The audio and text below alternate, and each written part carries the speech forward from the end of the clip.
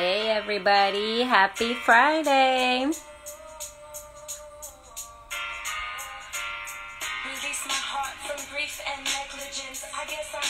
Hey, happy Friday. I'm gonna give y'all a couple seconds to arrive before I invite our very, very special guest today.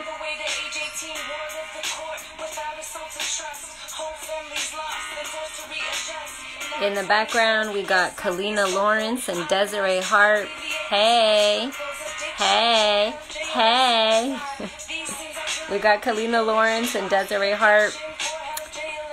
And the name of this song is Don't Count Me Out. And today we're going to be joined by Laniah. Laniah is a high school student hailing from Tennessee. Hey everybody, happy Friday. I'm just going to give this beat a little bit more time to drop.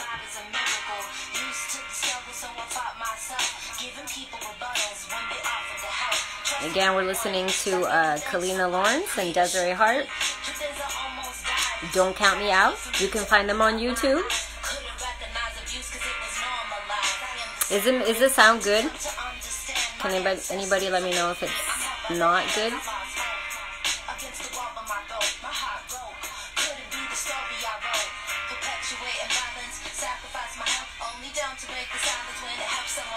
Hey Elizabeth, hey.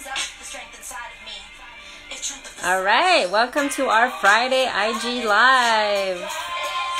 It sounds good? Right on, thank you. Guys, I got a thumbs up and it sounds good. Thanks, y'all. So again, we're about to be joined by a very special guest. We have Laniah, 10th grader hailing from Tennessee. Laniah was part of our first ever virtual summer program, our Girls Change Making Task Force.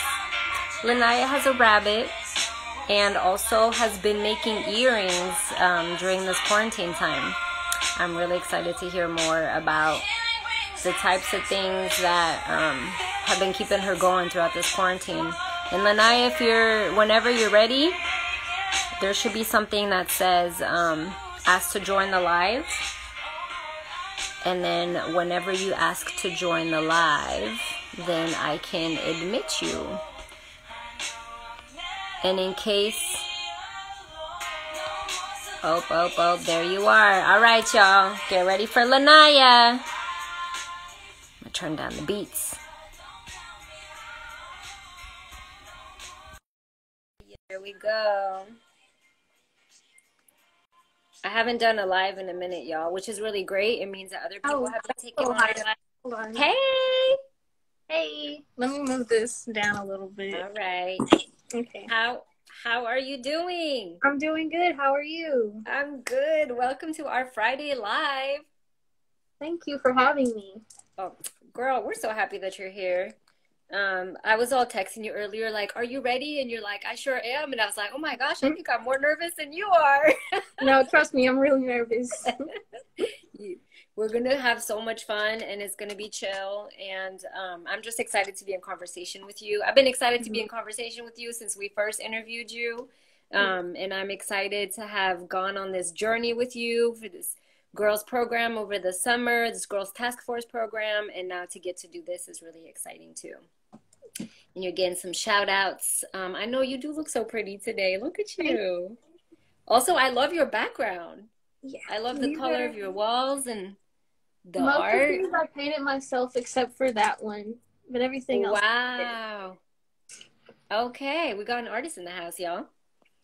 So how's your week been? How's your Friday going? My week's been good. Friday has been going pretty good. I had a couple tests today. I did good on 2 of them, I think.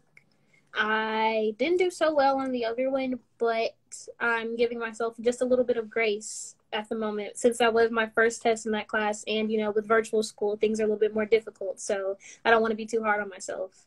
Yes, and you know what? Thank you for voicing that and thank you for naming that because I think a lot of people are being hard on themselves, the Mhm. teachers and the students around this whole virtual world and online learning. So thank you for leading with that, right? That you may not have done as well as you can.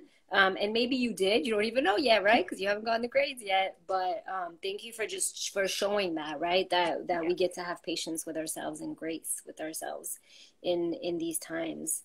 Um, so Grace, I don't know if your rabbit's going to make an appearance, but I made sure to let people know that you have a rabbit because your rabbit's super cute, and I feel like He your rabbit. actually he was in my lap when it started, but he got a little antsy, so I went ahead and put him down right before I joined. So I might pick him up like towards the end, if that's okay. Okay. You think he got stage fright? Yeah. He's like, wait, hold up, we're going live. I gotta go. All right. Well, it's just you and I then. Mhm. So Grace, tell me about so just for a little context for everybody that's tuning in now and that will be tuning in later on our YouTube channel, but we did our first ever summer program, our Girls Change Making Task Force. We had 16 girls for the first time from not just in Cali. So actually I was going to ask you, how's the weather over there? Do you have sun? Yeah. Well, it was a little cloudy earlier, but it's cleared up now. It's about to get, because you know the time zones, it's about to get late in a second. But it's Oh, sunny outside, a little warm too. right on, right on. We're excited in Cali because we're finally getting the sun and some blue sky and some fresh air, which we haven't had in a little bit with the smoke. So, anyways, all that to say, this is the first time that we have girls from outside of the Bay Area joining in our programs. Laniah was one of, I want to say, 3 or 4 girls tuning in from out of state. Well, out of state for us. And how was your experience? How was your experience with the whole Girls Task Force program? It was pretty great just having a group of people that I knew I could go to when I needed things. All the mentors, including you, were super helpful with the whole process. So it was like great having adults that I could speak to outside of my family about things that were like going on and to like finally get to share ideas that I'd had that I hadn't gotten to share before, if you know what I mean. And so like just having that experience in itself, I was really grateful for it. And the people that I met, like we still comment on each other's posts, you know, we say hi every now and then. It's just great to have found that network of people. Yes, I love that. I love that folks are staying in touch. I mean, I love that y'all are staying in touch with me, but I really Mm-hmm. love that y'all are staying in touch with each other. That makes me really happy because that's what we try to create, right? A sense of Yeah. belonging when folks are feeling so isolated, which we're actually going to come back to that in a minute. But tell us about what did you do? What did you create over the summer? So, I feel like one of the things I wanted to shed light on, especially with the Black Lives Matter movement, was that before the movement picked up speed again, because it's never went away, it just kind of like got quieter, was that a lot of people assumed that racism had gone away and that racism didn't exist anymore. So I wanted to shed light on stories of the women in the world, especially working Black women who have been affected by racism in the workplace to show, well, just because you don't see it doesn't mean it's not there. And oftentimes the problem is that just because you don't see it, like you might not realize that it's racism, but it is. So I wrote about microaggressions in the workplace towards Black women. And it's like usually those things, you don't notice them until it builds up. Like it just gets worse and worse. And eventually you begin to notice like that's kind of racist, you know, if you know what I'm saying. Yeah. Yep. And what was your creative process like? Like how did you pick how did you do your research? How did you create how did you get to the end product? So the first thing I had to realize was like what I wanted to do my project on because you know I was working with 3 other girls and we decided on different types of oppression. Um, but I knew what I wanted to do like from the beginning. I was trying to think of because I think during our interview it was something I had brought up like it's basically for all of us. We share it's the same stories happening to different people, same stories, different bodies. And I wanted to shed light on that, but I knew I needed to like hone it down to like a specific group. So I chose to do Black women. And I was trying to think of, well, who can I interview? And pretty much I could have interviewed any of the women in my life because they've all faced some kind of microaggression in their workplaces. But I chose to, and I don't want to name them out loud. They were anonymous when they gave me the interview, you know, to protect themselves, to protect the.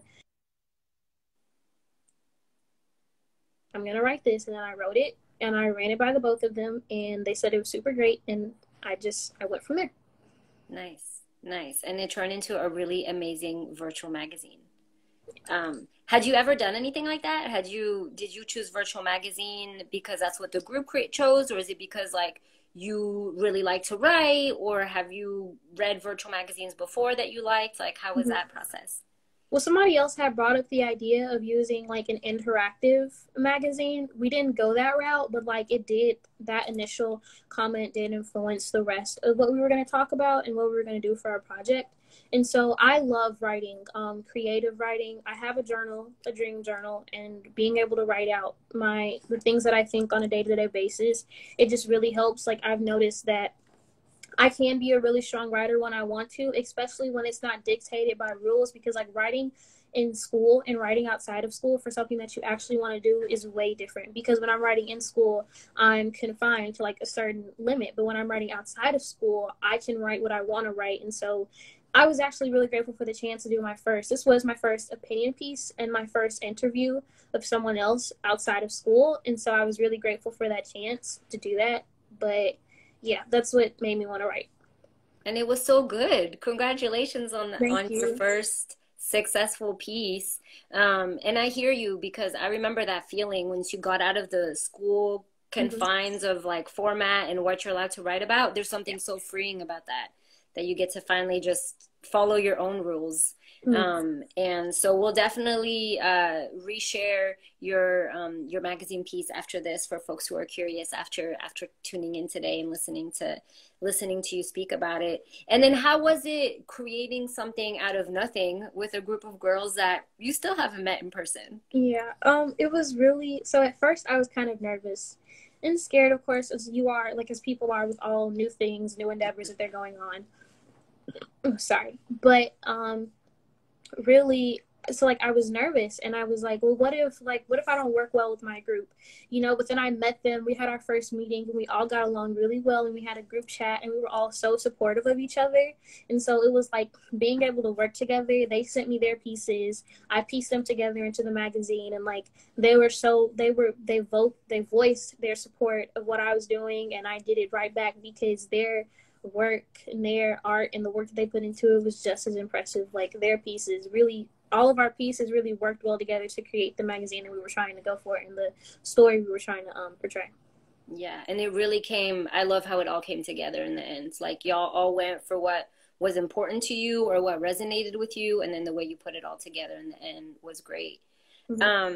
And so, okay, so you were a researcher, you were a writer, you were an interviewer, journalist, and an editor in the end. Put that on your resume. Okay.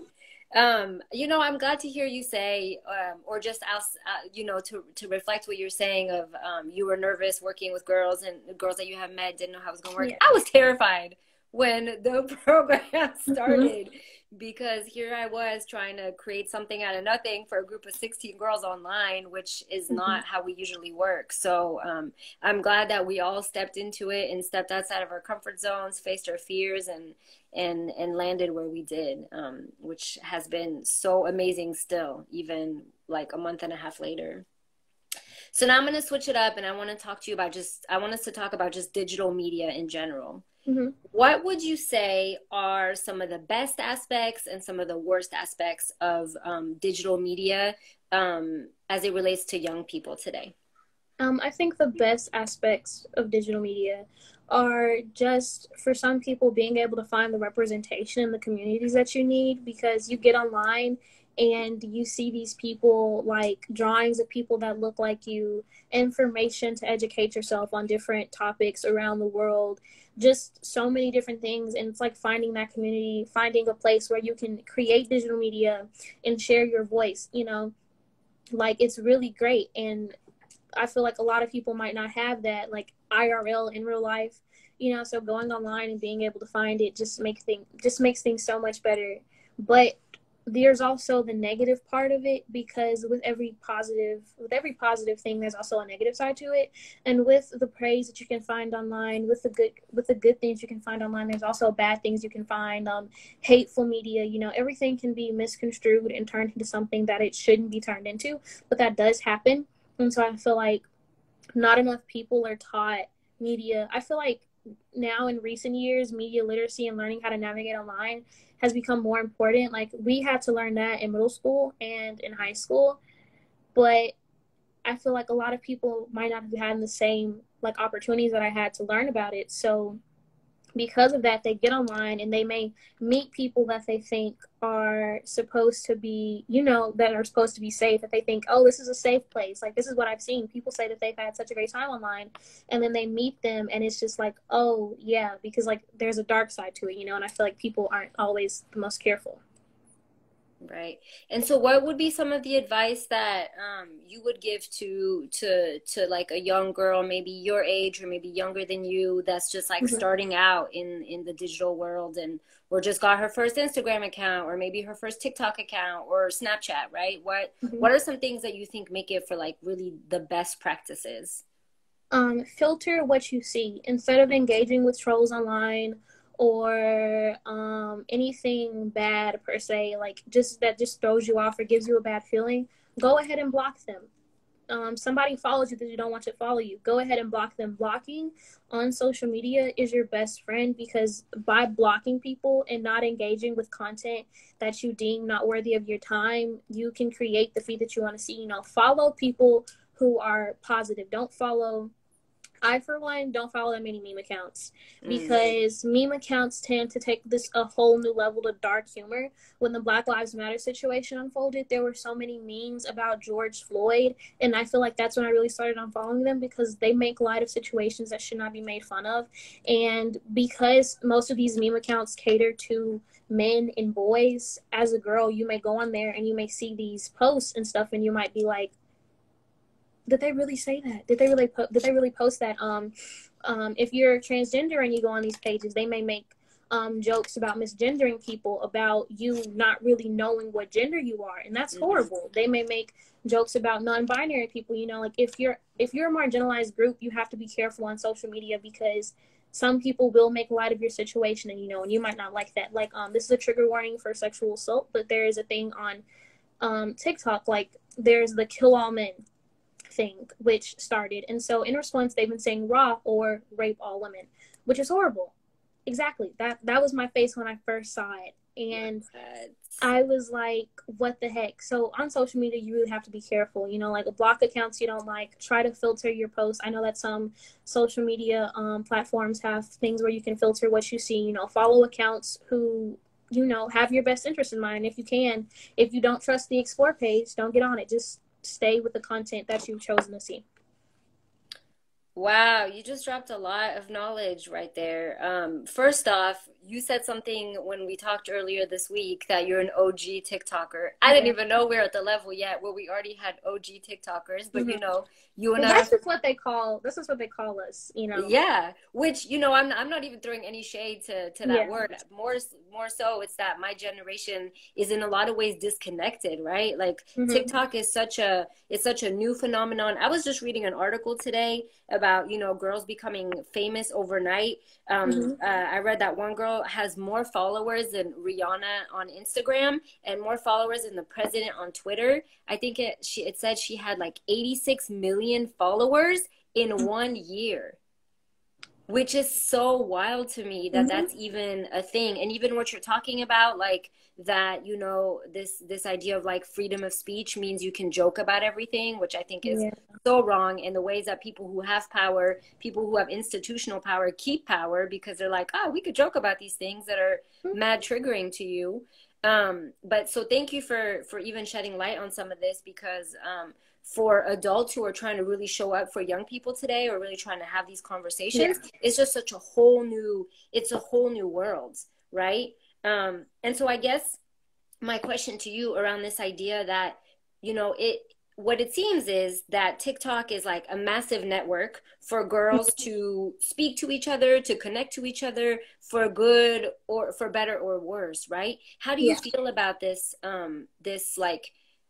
this ride to fame that happens thanks to TikTok over videos that are like, okay, you're just chilling in your driveway singing, I feel like one thing is that a lot of the girls who get hate for having the hype or whatever don't deserve it at all. Like Charlie, she's really nice. Well, she seems, I don't know her, personally, but she seems nice. She's never been, because unproblematic is not a word I like to use, because obviously every person has some problems, but like she's never really had any big problems with anyone or anything, And so it's like, if somebody gets famous for dancing, obviously people follow them for a reason. Like, people are gonna follow who they want to follow, and you can't get mad about that. Especially now, I get if the person has done really bad things and they still have a following, because it's like, why are you still supporting and following this person even though they've done this? But like, somebody, just a girl, yeah, okay, she got famous for doing really simple dances that a 3-year-old could do. Let her have it. She's not hurting anyone, you know. Like, it's just, it seems kind of jealous. It seems kind of like, what are you mad for, you know, to me? Because it's like, just let them do what they want to do, you know, as long as it's not bothering you or anybody or infringing upon anybody, you know. That's how I feel. Like, it's not that big of a deal to me. Like, she has a lot of followers. Let's celebrate that. She obviously got to where she was because people liked her content. Right. And how do you think TikTok specifically, or even other platforms that you're familiar with, you know, other social media platforms, how do you think they can be used for good? How do you think they could be used as like a vessel for, you know, inspiring change and creating change and educating people? Well, I know, for one, they can be used to educate people, because a lot of times, I remember it was this big thing, you know, the Muslims being held in concentration camps in China. A girl made a video and she was like, well, because it seemed like TikTok had been taking down videos related to it. So she made a video where she was pretending like this is a makeup tutorial, and she put like I forgot her handle, but she put like the makeup on her eye. And then she dropped it and was like, yada, yada, yada, this is what's going on. And she like had all the information put up on her screen. And it was like, that was a way to trick the algorithm and to trick people into seeing the information, whereas they might have skipped past. And I thought that was really smart. Like, when I first saw the video, I was like, huh? And then I was like, oh, that was a really good idea. So it's like, social media is a great way to spread information. Like, I think they're called group funds or whatever, like on Twitter, where a lot of money is put into one cause and then it's shared, or people are allowed to share their GoFundMes and their cash outs if they ever need help with something like paying the rent or getting groceries this week. It's just like, being online social media platforms create a community of help where people can go if they need things. And then you see representation, you know, certain things that you might not be happy with, you see people telling you, well, that's okay. You know, you find out things that you might not have known before, because, well, perspectives, and then you get different perspectives, like perspectives that you've never seen, like on this subject. You might have thought, well, that's wrong. Like, a lot of people might be against Black Lives Matter. I know I keep using that as an example because that's the first thing that comes to mind. But like, you might not know about it, or you might be against it. And then you'll see this thing on social media and you're like, oh, I never thought about it that way. And you might change your mind on it. And there's links to petitions, you know, politicians to call, just a lot of different ways to make change and finding communities and groups and representation. Yeah. Yeah, and thank you for lifting up. Well, first I want to say that, you know, folks are saying, what a privilege to hear you speak. I don't know if you can see the comments right now, but I just want to give you a shout out.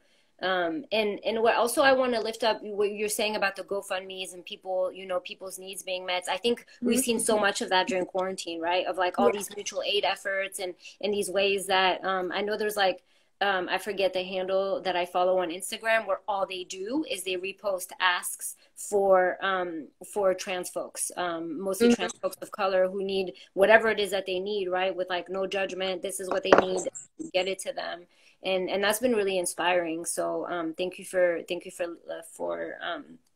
lifting that up.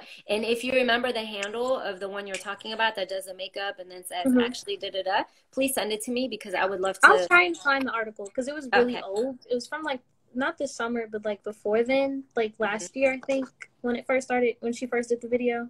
Nice. Yeah, I would love to hear about it. So if in general, what do you think is the relationship between, you know, I want to talk about like how adults show up for young people, right? Because I think there's always adults tuning in here. There's always adults who want to know about our programs. And I eventually want to ask you how we're navigating this. But before, something that you said made me think about, like, what do you think is a healthy conversation between parents and their kids around, because a lot of what I get is that adults don't know what's going on, that they have these preconceived notions of what's going on. I hear all the time that, social media creates mental health breakdowns, when really the world and what's happening in the world is what's causing people to maybe be depressed and anxious, and social media can increase that. But social media is just reflecting the world that we're in, right? It's a tool. At least that's one of the arguments. But in terms of, and in terms of TikTok, I see that it's like this massive movement. Oh my gosh, hold on.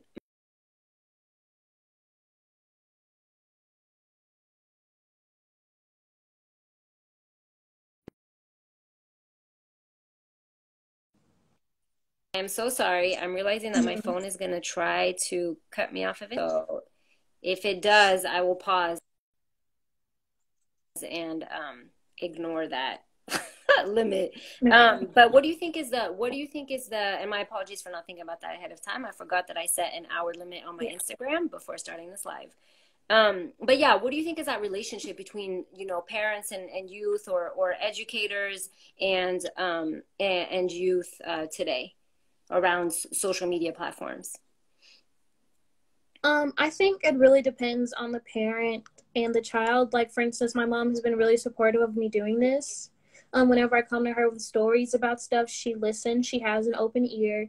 She's just, like, I have a really good relationship with my mom, so I can't really, speak for the people that don't, or who might not be able to talk to their parents about things, but I can understand how taxing it would be, because it's like, I know that if I didn't have my mom as a listening ear, like having to live in the same house as her and not be able, like, and seeing her all the time, because I spend a lot of time with her in her room, like not being able to talk to her about certain things, it would kind of like throw me off, because it's like, I'm spending all this time with you, yet we can't have a real conversation, but I can't really speak on that. But I do think that a healthy conversation between educators and just the adults in your life is needed. But, like, of course, there are going to be boundaries, because at the end of the day, they're an adult and I'm still a child. But, like, certain things need to be discussed. Problems in the world, sometimes you just want to go and get other people's perspectives, and your parents should be able to listen. Like, the adults in your life should be able to listen to how you feel about these topics without shooting you down, without telling you you're too young to know about that, or you're too young to understand what's going on, if you get what I'm saying. Yeah. And I feel like y'all hear that so much. So you're too young, you're too naive, you don't know yet. And then at least my experience working with youth is then they just shut down. It's like, all right, well, if you think I'm this, why would I open up about things? And then when you really need somebody there, then you wouldn't turn to me, because you wouldn't trust me to give you like an attentive ear, right? Yeah. And then, staying on this topic of again, educators and teachers and mentors, counselors, or any other adult allies, what do you wish that we would take into consideration given the time that we're in? Right, of like global uprisings and a lot of social unrest, as well as, global pandemic and virtual learning and all of that. So while my teachers, even my teachers who aren't people of color, have been very supportive of different issues, like I've noticed that when I came back to school, that they're all very supportive. Like, a few of my teachers have been asking, well, what are your pronouns? Is there a name you prefer to go by? They are very supportive. I'm trying to think of the word. I do this sometimes when I get nervous. I blank on stuff, but they're very they take a lot of things into consideration when they're doing it. So like I said, like, my community that I'm in right now is very supportive. Like, I really appreciate the fact, I know that a lot of people aren't as lucky as me. They don't have the same resources as me. So but I wish that they would take into consideration one thing, is that some kids, can't do as much work as they used to be able to, because it's like, at school, we had designated times to do things, like, I remember I would usually get most of my work done during lunch, because I didn't eat lunch every day, not because I couldn't, but because, like, I usually just didn't have an appetite to eat lunch, and I would just eat before and after school, and then I would eat again when I got, like, later on if I got hungry. So I would finish my work during school, and then after school, I would finish my work at a community center, or I would have extra time in one of my classes to do work, or I would be finished with my study hall class, and I would finish work then. And some kids don't have that opportunity. Their parents or a family member of theirs or their guardian think, oh, you're at home all the time. That means you should have time to do this. You should have time to do that. You know, they have to work after school. They're worried about all these standardized tests they have to take, the ACT, the SAT. And it's like being at home, as much as you would think it would be the opposite, like that we would have more time to do more work. A lot of kids actually don't. So I feel like as much, like some teachers have been flexible. Some people, like I want to give a shout out to what Zoe said. Teachers being flexible and adaptable. Most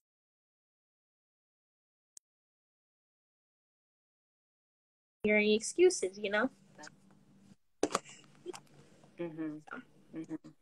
Sorry about that. I had to ignore my limit. I hope it didn't cut you off while you were speaking. But yeah, no, I totally agree that some of them are. And on top of what you already shared, because you already kind of started getting at what some youth are facing today, but like, what do you think are the biggest challenges and issues that your generation is facing today? Whether it's because of the global pandemic or, you know, all the other things that we're dealing with as a world, but that are really accentuated and accentuated by the pandemic. One, mental health, most definitely, is a big problem for my generation. And that's one thing that I guess social media can help with, because there's all of these resources for things you could do when you start struggling or when it gets bad. But winter, we've been stuck in the house this whole time. Right. While I don't think that being at home is the best for mental health, we don't really have a choice, you know, with coronavirus going around. So I would rather be at home than go to school and risk catching anything. Since I do have asthma, I know that if I caught it, it would be kind of difficult for me to recover. And, you know, kids, they have to deal with being stuck at home. They have to deal with mental health on top of that. They aren't able to be as social as they would be otherwise, you know, and then they have to deal with, some kids don't have the best home life. You know, some kids aren't the best at school, and they aren't able to get as much help as they usually would because we're online, you know, and it's kind of harder for them to focus. I know I have problems focusing. I zone out sometimes.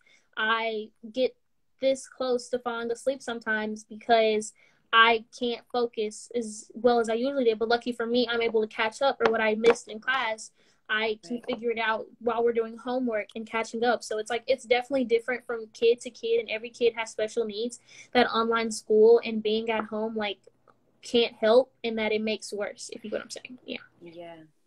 Yeah, and I remember when we were talking, you shared a lot of really amazing self-care routines. Would you be okay sharing some of those with folks who may be themselves struggling with all the things you said, you know, feeling isolated, mental health, not feeling comfortable at home, feeling tired, having a hard time and stuff? What do you do? I think I recommend is having a journal. This is my journal. It doubles as a dream journal. And I just have a few things in here. Like, I make collages to go with what I'm feeling. And like, you know, just stuff like that. So art most definitely helps. Writing your feelings out most definitely helps. It doesn't even have to be your feelings. Just writing in general, getting what you need to say out there. Maybe some things you don't want to share with other people. Waking up in the morning, it doesn't have to, I do yoga sometimes. You can also do any kind of exercise, a light exercise to get your day started. Drink that cup of water in the morning, you know, get up, like really make a routine. And it's harder to start a routine than it is to break one, because I'm most definitely, if we're going to be honest, off my routine right now. I have been having problems going to sleep at night, which means I wake up later in the morning, which means I don't have time to do all the things I need to do.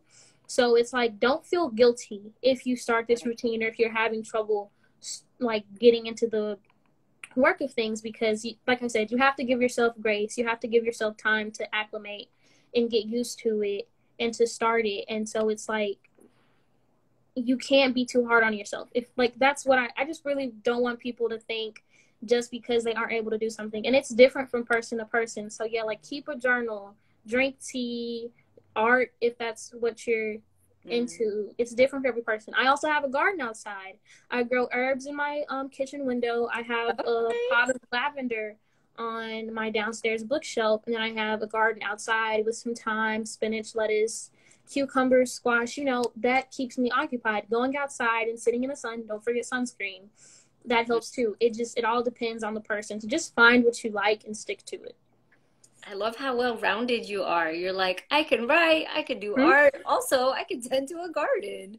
And I have a green thumb. That's amazing. Thank you for sharing those. I've been trying to get people to just share with each other and just voice the things that they're Hmm. doing for each other. I think it helps us ground ourselves in what we're doing. Like, oh, actually, I am doing some cool things. And also, it's just really nice to hear other people's way of dealing with these times. Hmm. And I know I wasn't planning on asking this, but it just came up as you're talking. But is there something that you've been really inspired by, that people like that individuals have been doing? Because I want to talk about social justice and causes in a minute, but first, just like to kind of go back to the individual and maybe like, our family units or whatnot. Like, are there things that you're seeing people do that maybe people didn't think was possible before, or people hadn't thought Hmm. about, that you think is really inspiring? It's inspiring to me how people are speaking up. Like before this, when something happened, we were told, be quiet, fly under the radar. People weren't as vocal about things as they are now.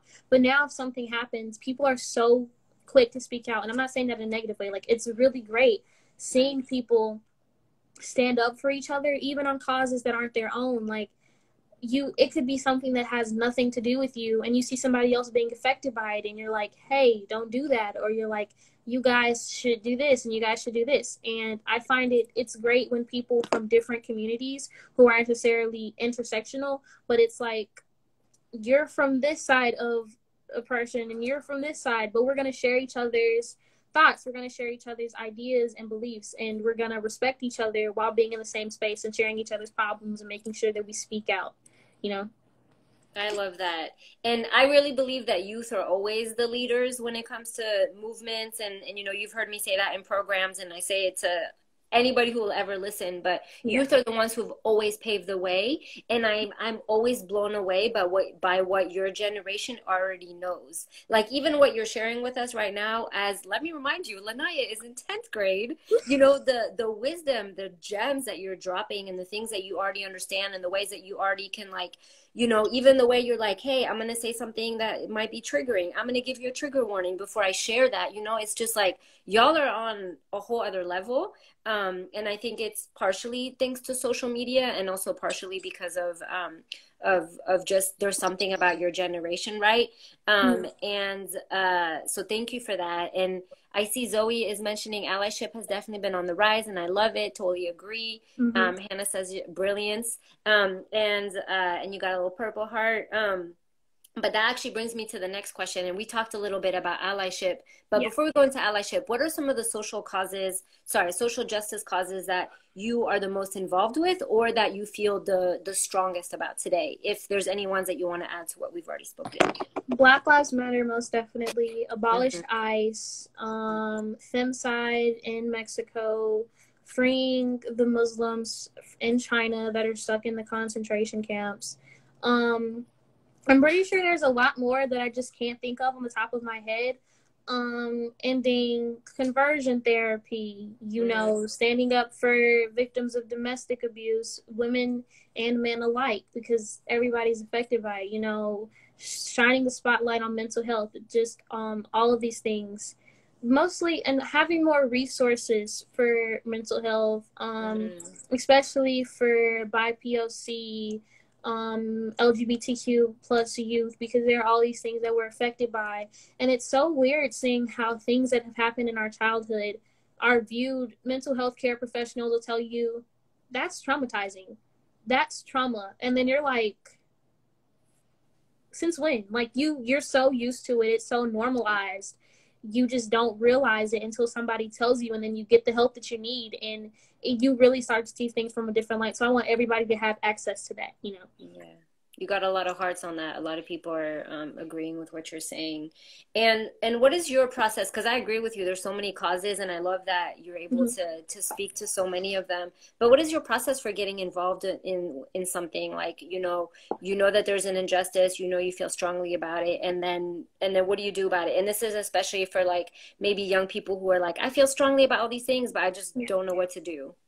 What do you? So the first thing, I got into most of these causes because I have a very diverse friend group. Not only do I have friends in real life, but I also have friends online that I've met through TikTok before I deleted it. And then I have friends from other countries, other states, you know. And so the first thing I'll do is I'll see somebody else share a post, or I'll see a post on Instagram, and I'm like, that's really weird. You know, I haven't been seeing much about that. And then I'll look into it. I'll get the perspective. If one of my friends is a group that's been affected by it, I'll get their perspective on it. You know, watch documentaries, do your readings, read articles. If you can, read firsthand accounts from people who have experienced it, as heartbreaking as it can be. And it's like, allow yourself to take a break. Like, don't throw yourself into it all at once. Most definitely share petitions, you know, do your part, especially if you're not the group affected by it, because it's like, if you want people to show up for you, you have to show up for other people. Right. Mm-hmm. Okay, y'all, Allyship 101, follow Laniah's course. Thank you for breaking down what allyship can look like, and also what getting involved can look like. I think what you're saying about doing your research is so important. And then also being willing to I think we talked about this a little bit, but just being willing to be uncomfortable, right? As we learn, because we just, if this isn't my lived experience, I just can't know, you know. And part of showing up is even being, you know, humble with that and being real with that. And so we had talked a little bit about allyship when we spoke. What do you think makes a good ally? And since you already kind of touched on that, also, what concerns do you have around the complexities of allyship? Like, what do you think? Yeah, speak to that. Okay, so one of the concerns that I have with allyship is, one, allies trying to overpower the voice of the group being affected.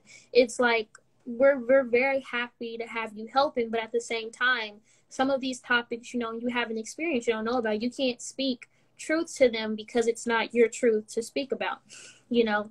And it's like, I feel like sometimes allies do make mistakes, and they're gonna make mistakes because while they're just now finding this out, they're just now researching this and getting into it while we've been living it our whole life. You know, they're granted to make some kind of mistake along the way, and we have to give them, like I said, we have to give them grace. We can't be too hard on them. There are some things that can't be excused. Like, if they keep doing it, if they keep speaking over marginalized groups, and it's like, you know what? You might need to step like off the table, you know, regroup, do some more research, because like, obviously, but it's like, you can tell. And I can't really describe what a good ally is, because I'm an ally myself. While I am a part of a marginalized group, I'm also an ally to other groups and other people. So I can't really speak to what a good ally is. I just know that it's somebody who's understanding, you know, they're willing to move on and be respectful. You make a mistake, you apologize, you do your research to correct whatever mistake you made, and then you keep it pushing. Like, you can't dwell on the small things. You use the wrong word, you accidentally say a slur, that's really bad, you shouldn't do that. But you're gonna face consequences, you're gonna face repercussions, people are gonna get angry at you. But as long as you're sincere in your apology, you just have to be really sincere, and you have to accept that people are going to be mad at you, and some people are going to stay mad at you. You know, like what Lauren said, some allies try to put themselves in the spotlight for supporting others. Performance allyship. It's like, they think, just because I'm helping you, I get clout from this, I should get famous from this. But it's like, no, you're not going to get clout just for helping somebody. You should be helping somebody out of the good of your heart. You know? Yeah. Your ancestors are grateful to you for doing good work, and just sit with that. You know, I agree. There's so much about getting cookies that it's like, it's not about some of the best allyship work that we can do, or that I've seen done towards me, is a quiet allyship where, you know, it's fierce and people really show up for you when you need them to, but they're not over here asking for cookies, right? Or recognition. And I agree that, you know, allyship is complex, because our we've talked about this a lot, right? Shout out to Kimberly Crenshaw, Black woman who gave us the term intersectionality. Like, our identities have a lot of overlapping layers. Also, thank you to everybody who's dropping comments. I also want to say, if y'all have questions for Laniah, if we have time when we're done with these sets of questions, and it's a question that she wants to answer, of course, then please have at it. And I know that you had mentioned your friends' organizations. You still want to speak to it a little bit? Oh, yeah. MoDiv, I think, Modern Divergence, you can follow them on Instagram. Basically, I need to pull up. If I leave, will it put me on pause? because I need to go pull up what she Yeah. wrote. Can I go do that really quickly? Sure, you could do that. I'll just, talk and you can come back. I'll be right back. So this is everybody stay tuned. This is our intermission. So, in the light of self-care, if you need to grab some water right now, if you need to stretch, please do so. Again, at the beginning of today's session, we are listening to Kalina Lawrence and Desiree Harp. The song we're listening to was Don't Count Me Out, two amazing Indigenous MCs who are currently based here on occupied Ohlone territory. So please check them out.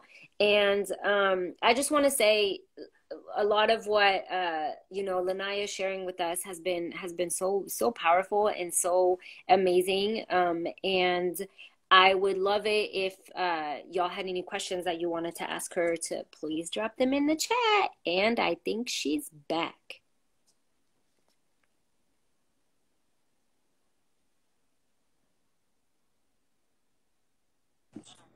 And here we go. That was so quick. Thank you.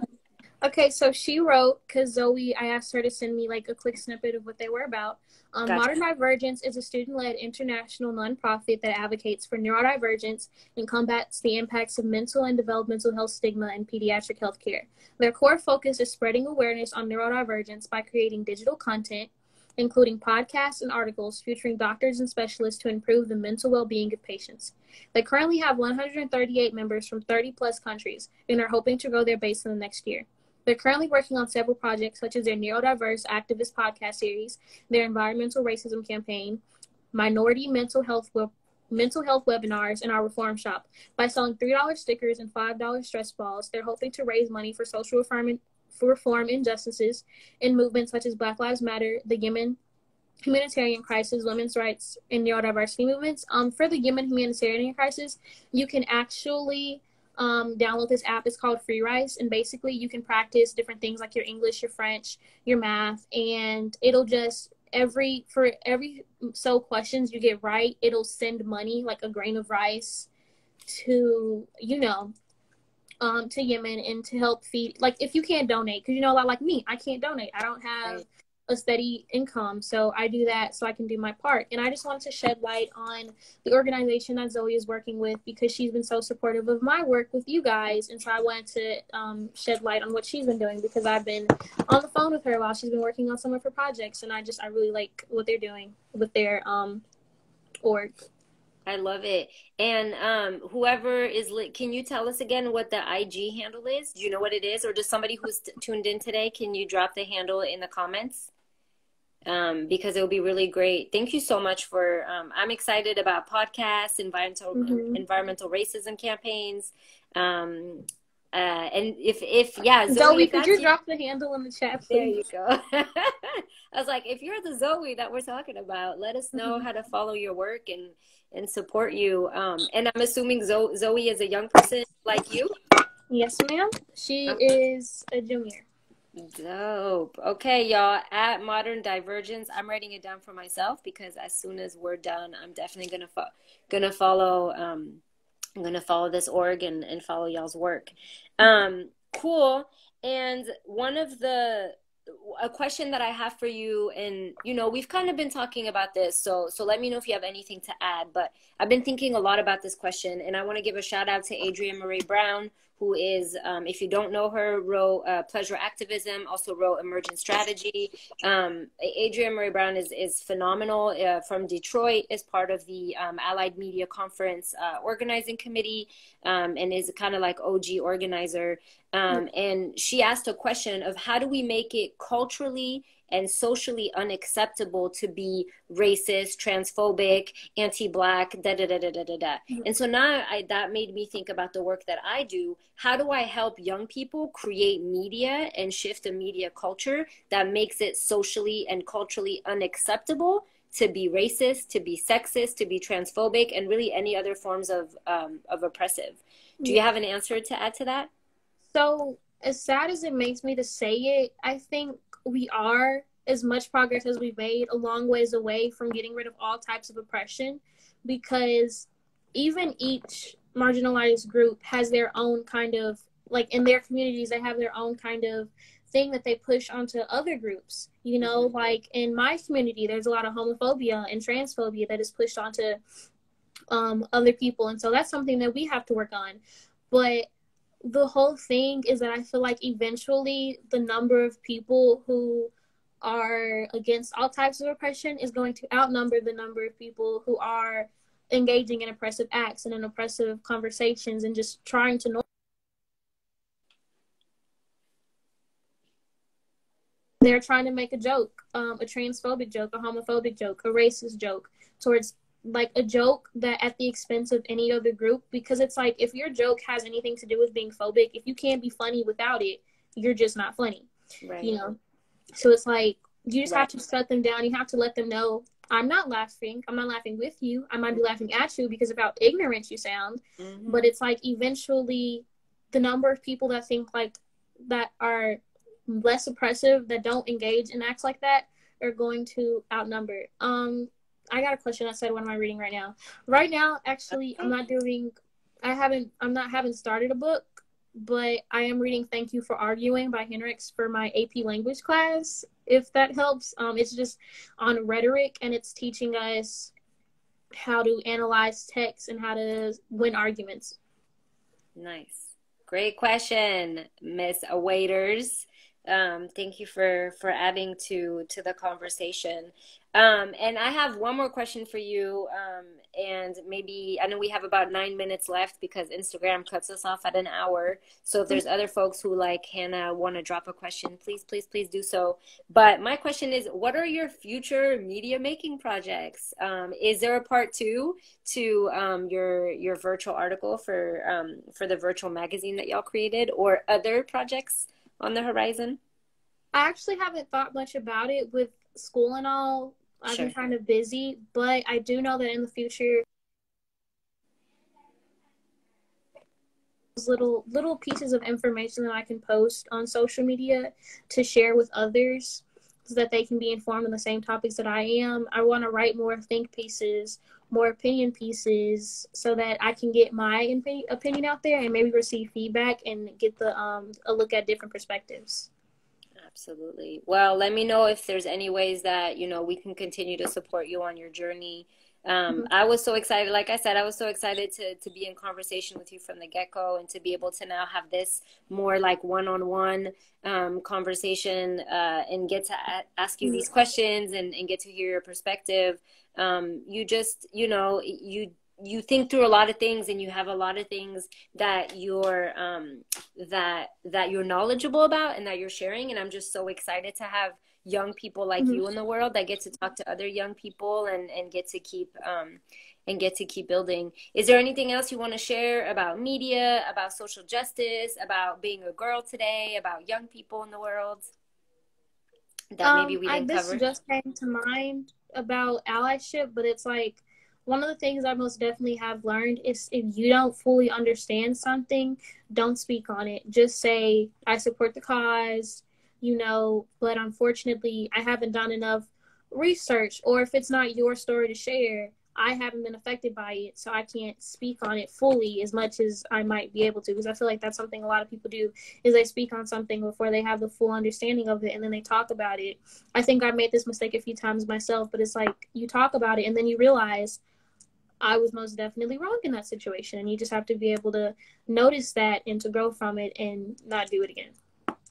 Yeah, thank you for that. And thank you for even admitting that, right? Like, you've done it before. I've done it before. I think that's like when the ego of, like, you get passionate about something, or you care a lot about something, and you want to speak on it, and and then you realize, like, oh, actually, maybe it wasn't the right time, or maybe I just, like you said, misinformed or don't know enough yet. And I think that is that humility that we need when we're doing this kind of work, when we're working towards justice, when we're working for and serving other folks in other communities, whether it's our own community or other communities that are marginalized and oppressed. And one of the wisest things I've ever heard from a friend of mine is that, your privilege is your responsibility to your privilege is a daily act. So every single day we have to pick up that, like, how am I responsible for what I have?